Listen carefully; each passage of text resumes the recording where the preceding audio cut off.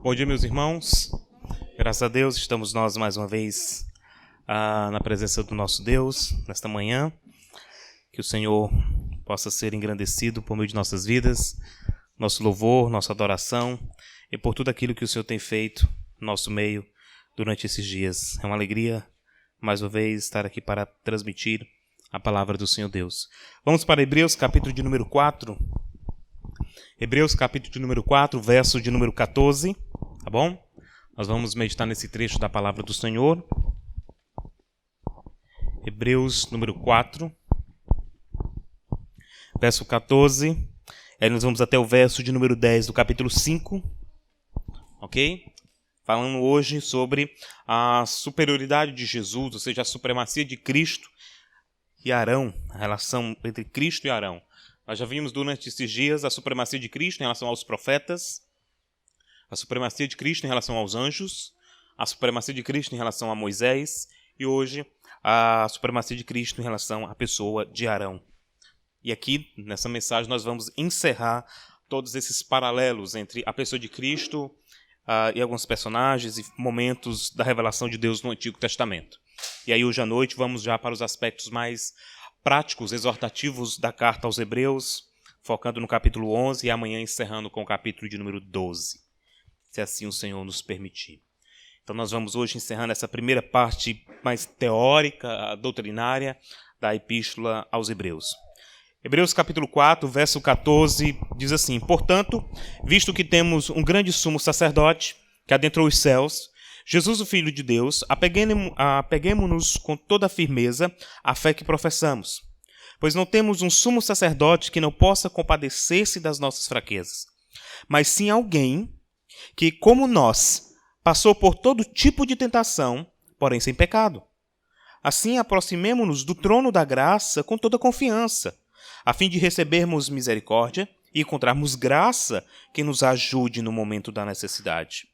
Todo sumo sacerdote é escolhido dentre os homens e designado para representá-los em questões relacionadas com Deus e apresentar ofertas e sacrifícios pelos pecados. Ele é capaz de compadecer dos que não têm conhecimento e se desviam, visto que ele próprio está sujeito à fraqueza. Por isso ele precisa oferecer sacrifícios por seus próprios pecados, bem como pelos pecados do povo. Ninguém toma esta honra para si mesmo, mas deve ser chamado por Deus, como de fato foi Arão. Da mesma forma, Cristo não tomou para si a glória de se tornar sumo sacerdote. Ok? Mas Deus lhe disse: Tu és meu filho e eu hoje te gerei. E diz no outro lugar: Tu és sacerdote para sempre, segundo a ordem de Melquisedeque. Agora o verso 7. Durante os seus dias de vida na terra, Jesus ofereceu orações e súplicas em alta voz e com lágrimas àquele que o podia salvar da morte, sendo ouvido por causa da sua reverente submissão. Embora sendo filho, ele aprendeu a obedecer por meio daquilo que sofreu. E uma vez aperfeiçoado, tornou-se a fonte da salvação eterna para todos que lhe obedecem, sendo designado por Deus sumo sacerdote, segundo a ordem de Melquisedeque. Ok? Em meados do mês de março do ano de 2016, eu vivi um momento interessante na minha formação ministerial. Eu estava prestes a apresentar o meu trabalho de conclusão de curso, a monografia, para a banca do seminário que eu tinha feito durante os anos anteriores. E eu tinha me preparado muito para aquele momento. Era um momento marcante porque, na verdade, tudo dependia daquele momento. Aprovação, reprovação, enfim. Se eu fosse aprovado, eu poderia participar da solenidade de colação de grau. E aí sim receber o certificado, as honrarias e ser reconhecido como alguém formado em teologia ministerial na ocasião. E eu me lembro que o ano de 2015 e o final, o começo do ano de 2016 foi muito tenso. Muitos trabalhos eu estava envolvido. Na verdade, eu estudava em Fortaleza, pastoreava a 230 quilômetros no interior, na cidade de Boa Viagem. Então, eu passava a metade da semana em Boa Viagem, a metade da semana em Fortaleza. E aí era tudo muito corrido. Me lembro que eu fazia as 3 disciplinas mais pesadas de todo o curso naquele período, as exegeses de Antigo e Novo Testamento, uma disciplina na área também de teologia pastoral, e aí tinha um trabalho de conclusão de curso que tinha se apresentado. Eu tinha aula segunda, terça e quarta e quinta, e aí ia para o interior, e no interior, lá em Boa Viagem, eu tinha que pregar na sexta-noite, geralmente no sábado à tarde, alguma reunião ministerial, à noite, domingo de manhã e domingo à noite. Era muito corrido, muito um frenesinho, aquela situação assim, meio... me encontrava um pouco sufocado com tudo aquilo. Mas eu tinha responsabilidade, no mês de março, entregar o trabalho e apresentar para a banca. E eu estava fazendo trabalho na área de Antigo Testamento. Na verdade, eu concluí o meu curso escrevendo na área de Antigo Testamento.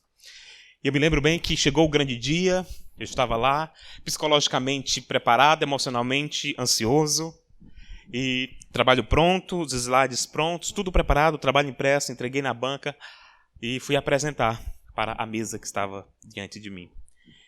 E aí eu apresentei, tinha um tipo de meia hora para apresentar, apresentei. Depois, momento de perguntas, eu respondi, avaliação e aí a nota. E aí, pela graça de Deus, saiu a nota, na época, 9.8. Né? Aquela sensação de alívio, né? Consegui essa etapa. Mas eu me lembro que antes a tensão era grande, o emocional, o nervosismo, todos os elementos ali envolvidos, porque eu estava preocupado como eu iria me apresentar, como seria aquela experiência. Ela tinha que ser marcante, ela tinha que ser favorável para que eu conseguisse, de fato, a obtenção do título, né? A formação. E quando eu penso nessa cena, eu olho para esse capítulo, a pergunta é, nós nos preparamos muitas vezes para nos apresentar diante dos homens.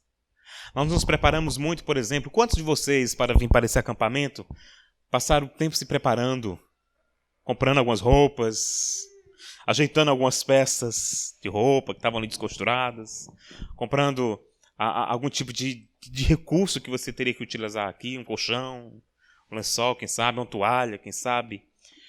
E você se preparou para chegar aqui, você está no ponto.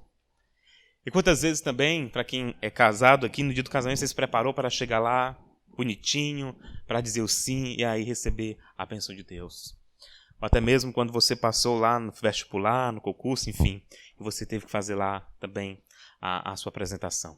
Nós nos preparamos continuamente para se apresentar diante dos homens. Vez por outra, nós estamos preocupados como nós vamos nos apresentar, como nós vamos nos portar diante do outro. Mas a grande questão é como nós estamos nos apresentando diante de Deus. Como está você diante de Deus? Essa é a grande questão. Como você está caminhando diante de Deus é o ponto de Hebreus capítulo 4 até o verso de número 10 do capítulo 5. Nós nos preocupamos muito em se apresentar bem diante dos homens. Mas diante de Deus, como é que você se apresenta? Quem é você diante de Deus? Eis a questão. Quem é você diante de Deus? Esse trecho das Escrituras irá nos ajudar a compreender essas realidades por meio da pessoa de Jesus Cristo e a comparação entre Jesus e Arão no Antigo Testamento. E aqui vamos trazer à memória um feedback daquilo que nós temos visto até aqui. É um povo, a carta é escrita a um povo que está no contexto de perseguição, estão inclinados a abandonar a fé cristã e voltar para o judaísmo e voltar a cultivar toda aquela prática litúrgica que começa em Arão e no seu sacerdócio. E o autor aos Hebreus está exortando aos seus ouvintes que, não vá, não caminhe por aí, porque em Cristo nós temos privilégios, nós temos benefícios, bênçãos maiores do que aquela que Arão nos proporcionou. E agora ele vai traçar este paralelo, esta comparação para entendermos esta realidade. Vamos ao texto? Você observa que ele começa assim, portanto, ele segue uma linha de raciocínio mais uma vez, concluindo aquilo que ele falou anteriormente, aquilo que nós pregamos ontem. E ele diz, portanto, visto que temos um grande sumo sacerdote. Observe que ele começa dizendo que Jesus não é só o sumo sacerdote. Ele é o quê? Um grande sumo sacerdote. Ele está chamando a atenção para dizer que Jesus é diferenciado. Eu sei que Arão teve o seu grau de importância. Eu sei que foi fundamental que a linhagem de Arão preservasse os aspectos relacionados ao culto. Mas agora ele está chamando a nossa atenção para que esse Senhor que aparece na história, Jesus Cristo, ele não é só um sumo sacerdote, ele é um grande sumo sacerdote. De início, ele quer deixar claro que em Jesus existe algo que é superior. E o que ele vai fazer aqui durante todo esse trecho? Ele vai provar que em Jesus, o sacerdócio, ou seja, o acesso a Deus, é diferenciado. E ele continua. Temos um grande sumo sacerdote. Aí observe as descrições, por gentileza. Que adentrou os céus. Jesus, o que diz aí? O Filho de Deus. Aí observa a exortação. Apeguemo-nos com toda a firmeza à fé que professamos. A primeira afirmação do verso deixa claro quem é Jesus, um grande sumo sacerdote. Mas ele é um sumo sacerdote que não somente entrou no Santo dos Santos. Observe que aqui ele está usando, é um pouco difícil para nós entendermos essa realidade, uma vez que não estamos inseridos no judaísmo e com todos aqueles elementos litúrgicos do Antigo Testamento. Mas eu quero lhe trazer à memória esse fato. Se você olha para a história do povo de Deus no passado, no meio do deserto, Deus manda construir um tabernáculo para que os homens possam prestar culto e oferecer sacrifícios a Deus. Mas não era toda pessoa que tinha acesso àquele ambiente. Era somente o sacerdote. E chegava diante da presença de Deus, os santos dos santos, para oferecer o sacrifício e para prestar culto em nome de outro. Porque o homem não podia ter acesso a isso. Ele seria fulminado. Ele morreria. Mas o sumo sacerdote tem acesso a essa presença. Mas é uma presença, um acesso a um elemento meramente terreno. E a primeira coisa que o autor aos Hebreus diz, esse Jesus que eu estou falando, que ele é grande, ele também adentrou. E aqui uma melhor tradução seria o ato de penetrar, ou seja, de ir além do véu. E ele diz, e ele foi além, mas não foi no tabernáculo terreno. Onde foi que ele adentrou? Ele diz, ele adentrou os céus. Então, de início, ele faz duas afirmações. Ele é grande e ele adentrou os céus. Ele é grande sumo sacerdote, ele é maior do que todos os outros, e ele adentrou, não foi ao Santo dos Santos, ele adentrou a própria presença e morada de Deus. Enquanto os sacerdotes meramente participavam daquele ritual e ultrapassavam o véu, Jesus não, ele foi à presença do Pai. Por quê? Porque ele era filho. Essa é a descrição que ele dá. Então ele exorta aos seus leitores que então se apeguem nessas verdades. Você lembra ontem que no começo da pregação eu disse que você teria que compreender todo aquele paralelo entre Jesus e Moisés com a ideia em mente? Fixe os seus pensamentos em Jesus. E agora ele faz a mesma coisa. Ele diz, olha, eu vou descrever para vocês aquilo que nós ganhamos em Cristo, o acesso que nós temos a Deus por meio de Cristo, mas eu quero que antes de eu explicar isso para vocês, antes de descrever isso para vocês, eu quero que vocês entendam uma coisa. Vocês precisam se apegar a esta verdade. Vocês precisam literalmente se agarrar à pessoa de Cristo. Vocês precisam sabe aquela sensação de que alguém está prestes a um perigo ou se envolver em uma confusão, por exemplo. Alguém está ali em uma discussão e alguém quer apartar a briga. Aí aquela mulher desesperada vai lá e segura a camisa do marido. Ela puxa, não deixa. Não, você não vai, fica aqui. A ideia é essa, se apegue, se agarre a Cristo, porque ele é superior. E ele descreve. Bom, então ele vai dizer o quê? Ele afirmou a divindade de Cristo. No verso 15, ele vai afirmar a sua humanidade. Ele vai dizer, ele não é só filho, ele não é só Deus, ele também é homem. Verso 15. Pois não temos um sumo sacerdote que não possa compadecer das nossas fraquezas, mas sim alguém que, o que diz aí? Como nós. Passou por todo tipo de tentação, porém sem pecado. Esse versículo deveria estar destacado na nossa Bíblia. Porque ele está dizendo, Jesus teve acesso ao Pai, mas Jesus também era como um de nós. Como nós. Você já foi tentado? Você já sofreu alguma tentação? Sim, Jesus também. Ah, pastor, fui tentado em determinada área. Jesus também. Todo tipo de tentação que nós sofremos, ele sofreu em sua humanidade. Ele se tornou como um de nós, diz o texto. Ele não se tornou pecador como nós. Há quem diga por aí que Jesus se tornou um pecador como nós. Não, não, não. Ele se tornou apenas como um de nós. Nossa humanidade. E observe a descrição que ele diz: nós não temos um sacerdote que não possa compadecer. Ou seja, nós temos um sacerdote que pode compadecer e sabe exatamente o que nós passamos diante da tentação. Jesus sabe como nós enfrentamos a nossa luta contra o pecado. Se tem alguém que nos entende, é Ele. Por mais que eu chegue para alguém e confesse as minhas lutas, os meus pecados, eu chegue para alguém e comece a confessar as minhas lutas internas, como os meus demônios me sufocam da inclinação da carne. O que o autor está dizendo é que ele nos entende perfeitamente, porque ele era como nós. Apesar de ser o Filho de Deus, ele também era como nós. O que ele quer deixar claro é que Jesus se associa conosco em nossas fraquezas. Porém, ele tem condições de nos ajudar porque ele não pecou. Então, a primeira e a segunda declaração ele está afirmando a divindade de Jesus e a humanidade de Jesus. E aí ele chega a uma conclusão. Verso 16. Assim, aproximemo-nos do trono da graça com toda confiança, a fim de recebermos o quê? Misericórdia e encontrarmos graça.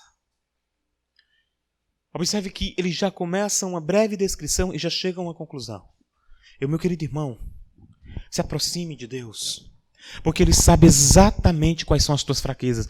E Ele não só tem conhecimento. Por causa de Cristo, Ele sente, Ele sabe quais são as suas tentações, Ele sabe como você lida com determinado pecado. Porque Ele sabe exatamente como você se sente, porque Ele foi como um de nós. Sabe aquele discurso assim? Eu queria conversar com alguém, mas ninguém me entende. Ninguém sente. Aí você conversa com alguém assim: eu estou conversando com você, estou abrindo o jogo para você, mas só Deus sabe o que eu estou sentindo. É isso. Só Ele sabe o que você está sentindo.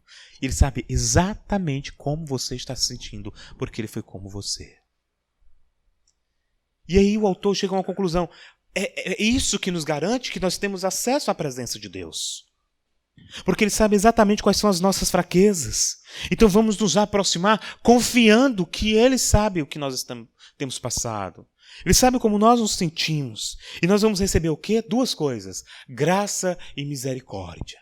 Ou seja, Ele sabe qual é a miséria do nosso coração. Ele sabe exatamente como nós nos portamos, como nós nos apresentamos a Ele trôpegos, desprezíveis, miseráveis. Ele sabe exatamente. Nós apresentamos, nós somos acostumados assim, né? Apresente para Deus o seu melhor. Aquele discurso, né? Irmãos, dê para Deus o seu melhor. Óbvio. Sabe por quê? Porque o pior nós já apresentamos. Ele sabe quem nós somos. Não existe máscaras diante de Deus. Não existe. Ele sabe exatamente o nosso lado podre. Se existe alguém que sabe o nosso lado podre, é Deus. Se existe alguém que conhece perfeitamente a imundícia do nosso coração, é Deus. Nós transformamos a capa, o estereótipo, mas Ele invade uma área de nossa vida que muitas vezes nem nós mesmos conhecemos. Porque Ele sabe perfeitamente quem nós somos. Porque Ele era como um de nós. Ele nos entende perfeitamente. Mas observe o que o autor está dizendo. Ele não fala isso para que você tenha vergonha somente. Ele está dizendo que Deus sabe exatamente quem você é, apenas para constranger e que você, o que tenta se esconder de Deus. Ele diz, não, por saber quem você é, e saber da miséria do seu coração, e saber que você precisa de ajuda para lidar com os teus pecados, vá até Ele, porque Ele tem graça e misericórdia. Sabe por quê? Olha o que diz o final do verso 16. Para que a graça nos ajude no momento da necessidade. Ou seja, Ele sabe quais são as nossas fraquezas. Mas existe em Deus disposição e graça para nos ajudar a lidar com os nossos pecados. Bom, depois de afirmar essa verdade, a partir do verso 1 do capítulo 5, ele faz um paralelo e mostrando que Jesus é superior a Arão. Por isso que ele nos entende perfeitamente. Vamos rapidamente fazer a leitura aqui. Ele diz, todo sumo sacerdote, aqui ele está puxando o link lá do Antigo Testamento. Todo sumo sacerdote é escolhido dentre os homens, ou seja, é uma pessoa do meio do povo.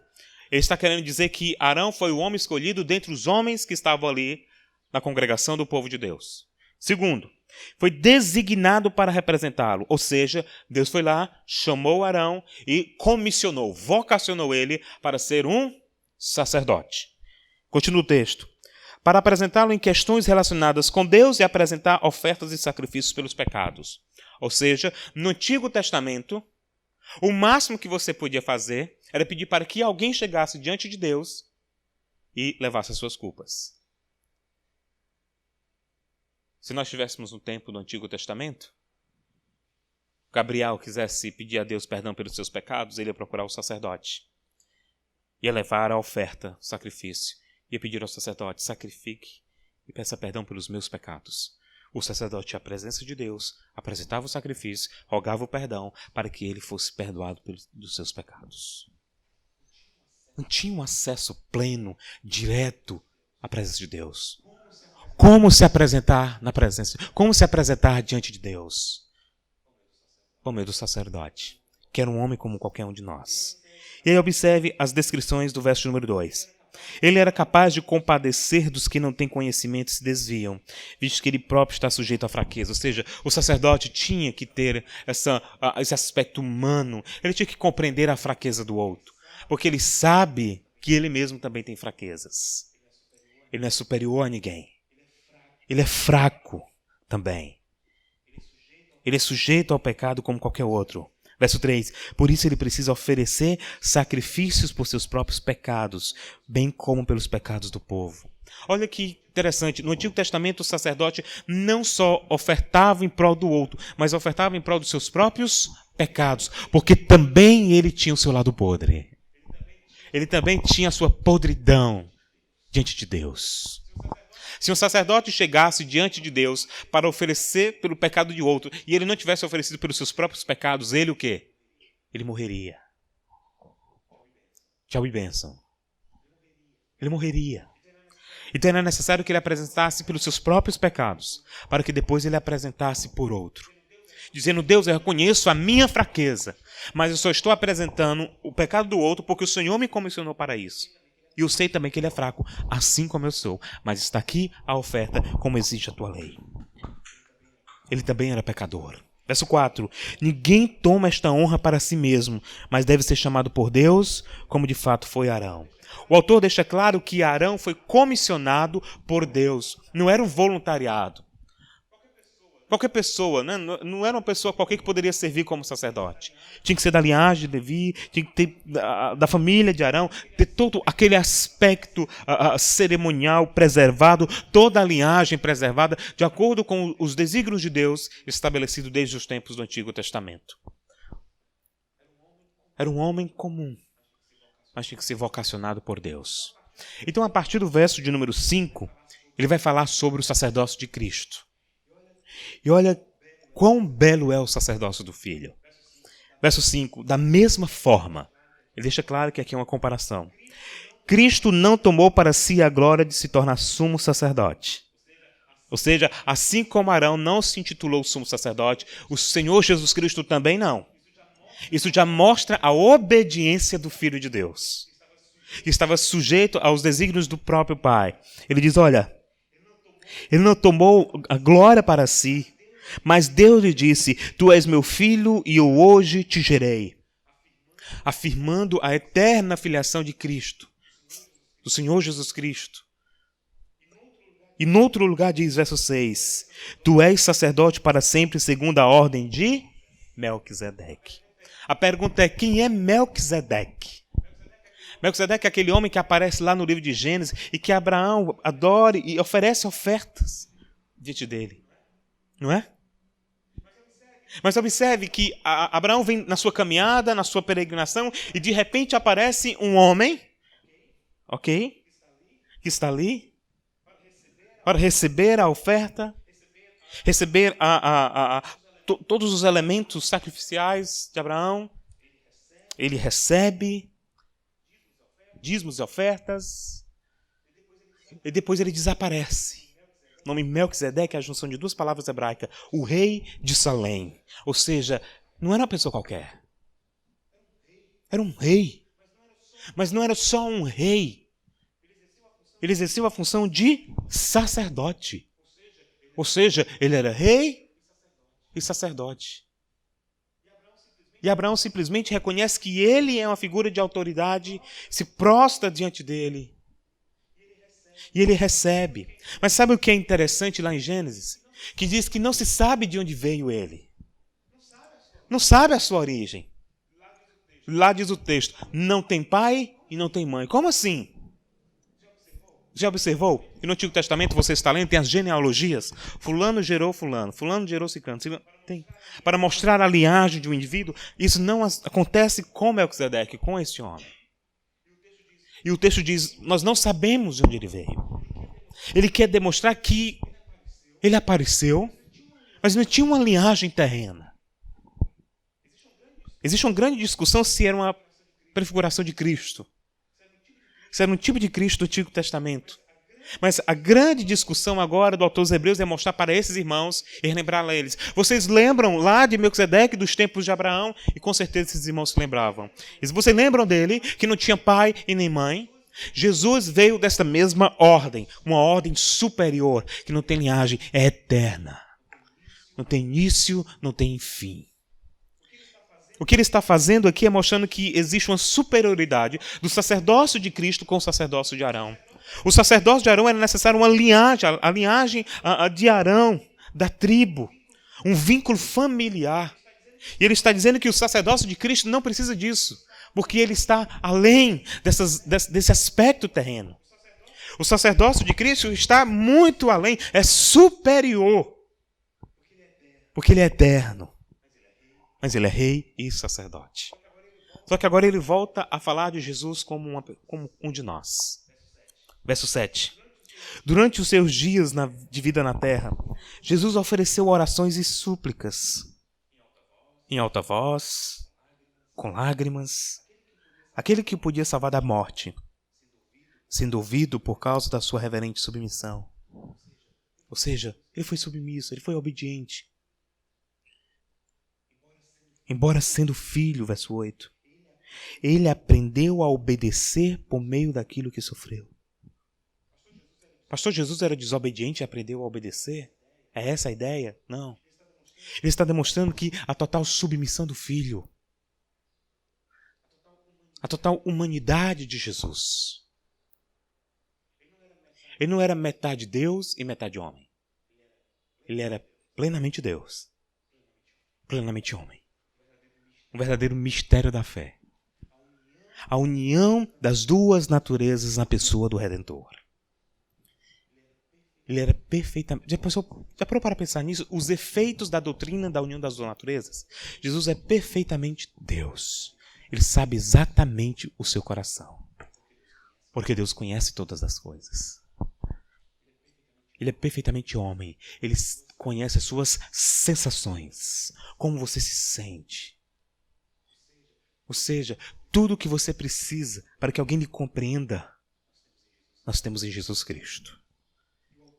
E o autor quer deixar claro que ele obedeceu em submissão, mostrando a sua humanidade, mostrando que ele se identificou para conosco.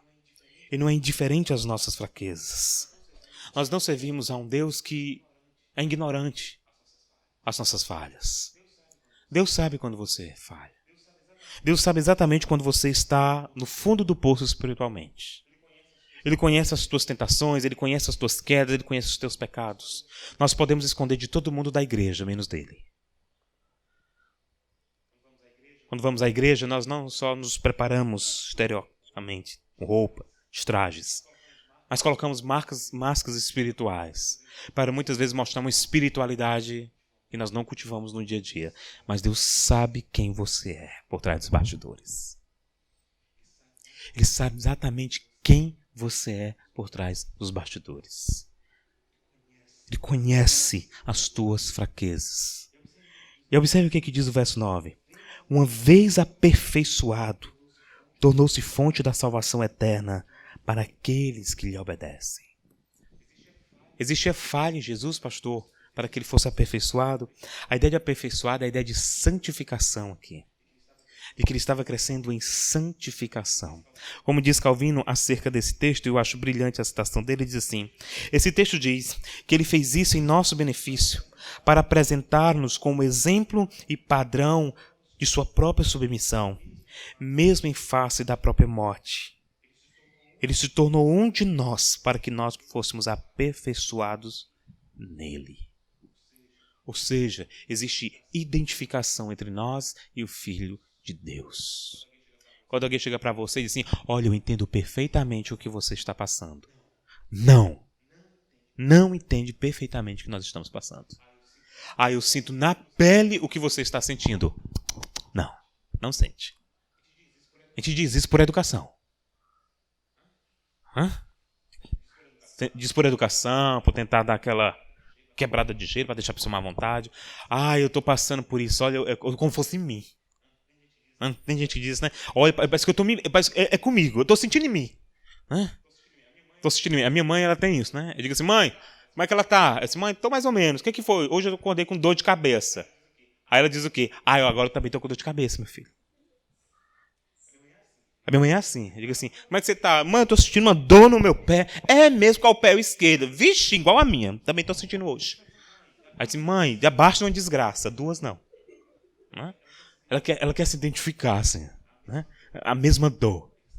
Diga assim: hoje eu não estou com fome, mãe, não vou comer. Esse é mesmo, meu filho, eu também não estou. Não vou comer. Não, mãe, precisa, né? Assim, você está bem? Eu estou bem. Agora eu estou bem também, meu filho. Estava até triste, mas agora eu também estou bem. Ela tenta não se identificar assim. Mas ninguém faz isso perfeitamente. Só o Filho de Deus. Ele sabe exatamente como nós nos sentimos. Ele sabe quais são os pecados que nós lutamos diariamente. Ele sabe quais são as tuas lutas, os teus pecados, a tua cobiça, a tua tentação. Ele sabe quais são. Ele conhece as tuas quedas. Na igreja a gente quer se apresentar de pé, mas Ele conhece as nossas quedas. Ele conhece. Já parou para pensar nisso? Deus conhece o teu lado mais podre. É uma verdade terrível, mas tem que ser consoladora. Porque quando eu digo isso e quando eu vejo essa verdade em Hebreus, nós temos a garantia que nós temos alguém que nos conhece perfeitamente. E não só nos conhece, quer nos ajudar nesse sentido. O grande ponto de Hebreus, desse trecho até o capítulo 5, verso 10, é mostrar que nós temos alguém que está disposto a nos conceder perdão, porque o seu sacrifício foi perfeito. É o que diz o verso 10. Sendo designado por Deus sumo sacerdote. Ou seja, Jesus foi designado o quê? Sumo sacerdote. Em que ordem? De Arão? Não. Sabe qual ordem? Final do 10. Segunda ordem de Melquisedeque. Ou seja, uma ordem superior. A grande verdade desse texto é mostrar que Jesus se compadece das nossas fraquezas. Jesus se compadece das nossas fraquezas. Jesus se compadece da nossa fragilidade. Porque Ele sabe perfeitamente quais são. Ele sabe exatamente quais são as nossas fraquezas e os nossos pecados. Ele sabe qual foi o dia que você caiu. Nós somos mal acostumados, em certo sentido. Porque achamos que pecados que foram verdadeiras quedas são aqueles que se tornam públicos e que alguém é disciplinado na igreja. Mas você já parou para pensar, se todas as pessoas que caem fossem disciplinadas? A igreja não era uma congregação apenas de homens de pé, mas de homens caídos. Porque todos os dias nós pecamos e caímos. Mas não se torna público. Mas não se esconde diante de Deus. Ele sabe quais são as nossas torturas espirituais. E muitas vezes nós nos encontramos como Davi no Salmo 32. Ele diz: Senhor, os meus ossos estão se secando. Os meus ossos estão perdendo todos os nutrientes, todas as forças. Eu estou me tornando um verdadeiro cadáver espiritual. Estou apodrecendo por causa dos pecados. E quantos pecados nos apodrecem e nós não confessamos quando temos a oportunidade de confessar para alguém que nos entende. E não só nos entende, está disposto a nos dar perdão. Eu quero que nesta manhã, hoje é segunda, é? Estou perdido. Segunda. Eu quero que você pense comigo. Quais são os pecados, quais são as tuas tentações? Não precisa você dizer, pelo amor de Deus. Mas quais são os teus piores pecados? Quais são as tuas piores lutas? Quais são as tuas piores tentações? É a língua? São os pecados sexuais? A tristeza como um pecado? De não ter gozo, alegria em Deus? Aquele espírito de insatisfação? A desobediência a pai e mãe? Quais são os teus pecados? Pensamentos indecentes? Quais são? Eu quero que nessa manhã você olhe para você mesmo, entenda que para nós nos apresentarmos diante de Deus, nós não podemos esconder o jogo. Nós temos que ser transparentes, porque Ele sabe o nosso coração. Ele esquadrinha os nossos pensamentos e a nossa alma. Mas eu tenho uma palavra de esperança para você. O pecado pode ser uma realidade, a tentação pode ser uma realidade na sua vida, mas existe alguém que te entende perfeitamente. Existe alguém que sabe exatamente como você se sente. Existe alguém que se compadece das nossas fraquezas. Não é o pastor Tiago que está ali dizendo aqui, eu sei como você se sente. Não. É Deus, por meio do seu Espírito, fazendo-nos ouvir a voz de Jesus, falando ao nosso coração. Eu sei como você se sente. Eu sei como você lida com isso. Por que você não aproveita esse tempo de retiro espiritual para repensar a tua vida diante de Deus? Para pensar nos pecados que têm te sufocado até aqui e que te têm feito desanimar na caminhada. Como diz o autor, Paulo escrevendo ao próprio Timóteo, disse, se desembaraça dessas coisas. E quantas vezes nós estamos embaraçados em coisas desta vida que retardam a nossa caminhada cristã. Na última mensagem, amanhã, se Deus permitir, nós vamos ver um pouco disso, mas você não caminha, você não é obrigado a caminhar a vida cristã, seguir a caminhada cristã, carregando o fardo do pecado, porque alguém morreu por você. Você precisa soltar. Você precisa tirar isso da sua vida. Sabe por quê? Porque tem alguém que se compadece de você. O teu sacerdote não é Arão. O teu sacerdote não é o pastor Tiago. O teu sacerdote diante de Deus não é o pastor Adelmo. É Cristo. Ele te entende perfeitamente. Você tem livre acesso a Deus. Já parou para pensar nisso? Você tem acesso à presença dele e apresentar a Deus o teu lado mais podre. Sim. De chegar para Deus e dizer, Deus, eu sofro com isso. Deus, eu sou tentado nisso. Deus, eu me sinto inclinado para isso. E dizer para Deus, é isso, Deus, as minhas fraquezas são nessa área. É isso que me sufoca. É isso que retarda a minha caminhada. É isso que me deixa frio. É isso que me deixa apático. É isso que estremece a minha alma e me deixa distante de ti. Apresente a Ele as tuas culpas e saiba que da parte de Deus você recebe perdão para os pecados. Porque Ele se compadece das nossas fraquezas. Se agarre a Jesus. Sabe por que muitos dos nossos jovens, muitos dos nossos irmãos saíram da igreja? Porque se apegaram ao pecado e não a Jesus. Na vida cristã, nós vamos lutar contra o pecado. Quem dera a Deus nós saíssemos desse acampamento sem pecados. Forte o suficiente para vencer todos os pecados, não caímos mais. Mas hoje nós lutamos contra alguns pecados. Eles nos golpeiam. Amanhã serão outros. Isso prova que nós precisamos estar constantemente na presença dele, pedindo, Senhor, eu careço da tua graça para a hora da necessidade. Como diz aqui o verso de número 16. Se apegue firmemente. Todos os dias dessa luta. Porque nós temos em Jesus a garantia de força, graça e misericórdia para vencermos na hora da tentação.